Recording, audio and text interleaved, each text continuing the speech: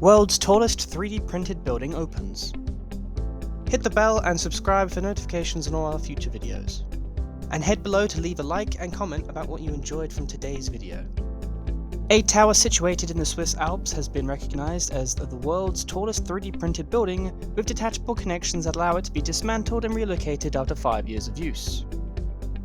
Tor Alva, an immersive performance space, is made of 32 unique 3D printed columns.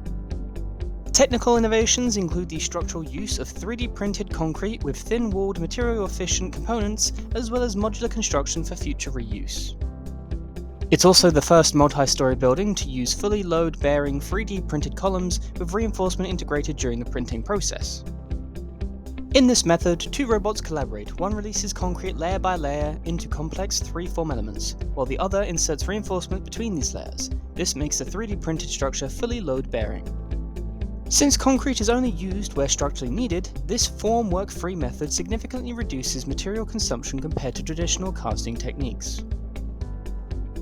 For more on this project, read the full article in our Smart Buildings and Technology category.